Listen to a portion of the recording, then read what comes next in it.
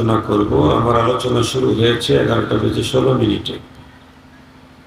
আমি চেষ্টা করব 12:16 বয়ান শেষ করে দেওয়ার জন্য ইনশাআল্লাহ।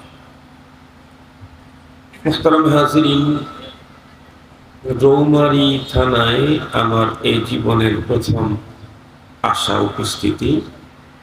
ইতিপূর্বে আমি কখনো এই থানায় ঢুকি নাই। কুড়িগ্রাম জেলাতে এখন থেকে 25 বছর আগে বাস করি। এখন থেকে 25 বছর আগ থেকে বাস করি, কিন্তু রৌমারীতে কখনো আসা হয়নি।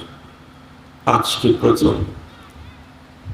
এমনি ঢাকা যেহেতু থাকা হয়, এ কারণে রাজধানী হিসাবে রৌমারী, বকশীগঞ্জ, বাংলাদেশের প্রান্তিক এরিয়াগুলোতে বিভিন্ন রকমের ভয়ঙ্কর মতাদর্শ, ভয়ঙ্কর ফিতনার কথা আমরা বারবার শুনতে পাই, এবং নিজে উপস্থিত হতে না পারলেও ফ্রেন্ড সার্কেল, বন্ধু বান্ধব, ওনারা অনেকে নানা মিশন নিয়ে এ অঞ্চলের মানুষকে জাহান্নামের আগুনের পথ থেকে মুক্ত করবার জন্য, চিরসুখের নীর জান্নাতের অধিবাসী বানাবার জন্য মেহনত চালু রেখেছেন, এবং হাত্তা সাআ এই মেহনত চলতে থাকবে ইনশাআল্লাহ।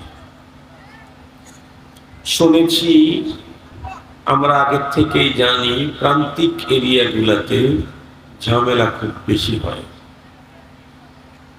যেহেতু এটাও একদম প্রান্তিক এরিয়া, এ কারণে এখানে নানামুখী হাজার রকমের গোমরাহির বীজ, ষড়যন্ত্র, বিভিন্ন রকমের সংগঠন এখানে কাজ করে যাচ্ছে, কাজ করে যাবে।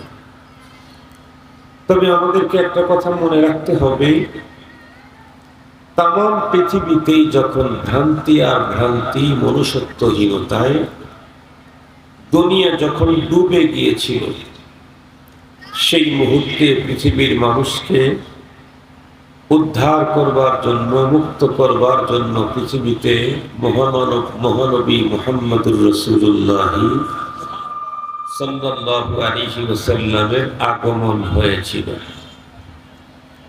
বিশ্বনবী সাল্লাল্লাহু আলাইহি ওয়াসাল্লাম পৃথিবীতে আগমনের পর, নবুয়ত প্রাপ্তির পর থেকেই তার মূল কার্যক্রম শুরু হয়। লম্বা টাইম কাজ করতে হয় নাই, মাত্র 23 বছরের জীবন